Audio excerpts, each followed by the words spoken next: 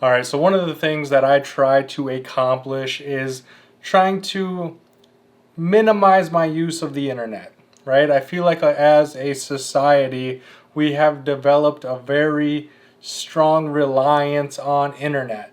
And if the internet were to go down, if the internet were to disappear, even if just for a few days, a lot of us would go crazy. A lot of us wouldn't know what to do. And so I'm trying to build up a library of books that I can use so that if the internet were to disappear, I could turn to these books and I could still do all the things I do right now. And one of the things I use my phone internet for, probably the most, is checking the weather. It's nice being able to kind of forecast what to expect, whether it's going to snow, hail, sleet, freezing rain, thunderstorms, really cold temperatures, really hot temperatures, right? It's, for me, I really like knowing those things in advance and knowing what I'm getting myself into. Yes, it's not 100% correct all the time, but you're usually in the ballpark, right? And it's something that I rely on. It's something that I focus on a lot. And if that were to disappear, I don't know what I would do. And so I got this book from Eric Sloane's, and it's just called The Weather Book.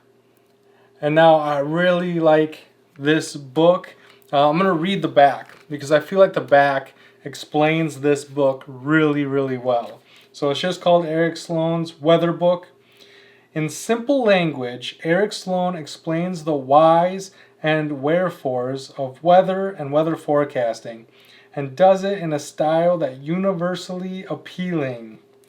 With humor and common sense shining through in the books that also lively and informative, Sloane shows readers how to predict the weather by reading such natural phenomena as winds, skies, and animal sounds.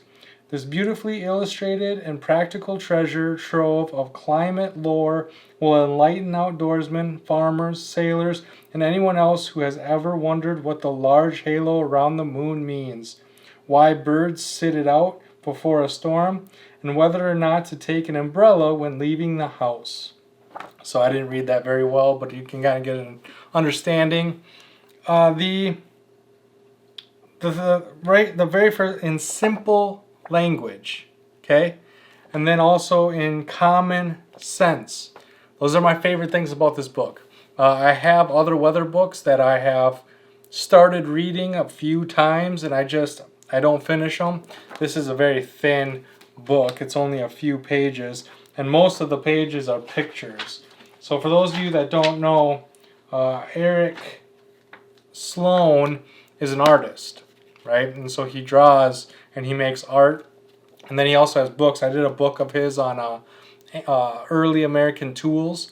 This one's about weather, and again, the pictures show you exactly, and it uses real life examples like sailing or you being in your boat, or if your house is on the side of a hill versus the top of the hill versus the other side of the hill, and so it's really easy to understand.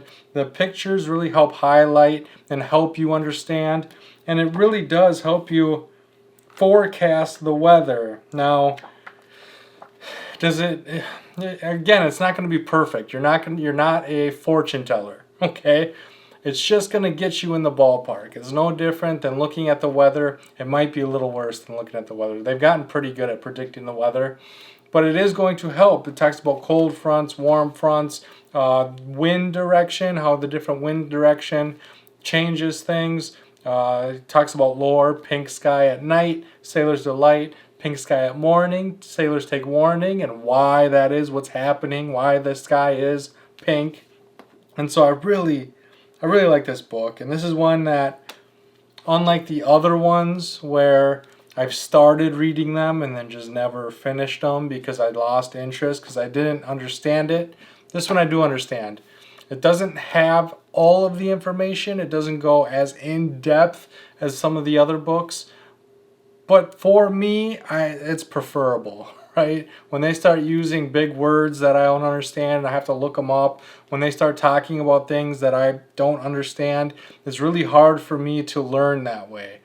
This, with its simple language, its big pictures, it's got some humor in it, but it also ties everything together and really helps me understand what to look for, what to expect, and I really like this book. So I will leave a link to it in the description box down below. Make sure to thumbs up this video if you like this content, and I can't wait to see you on my next video.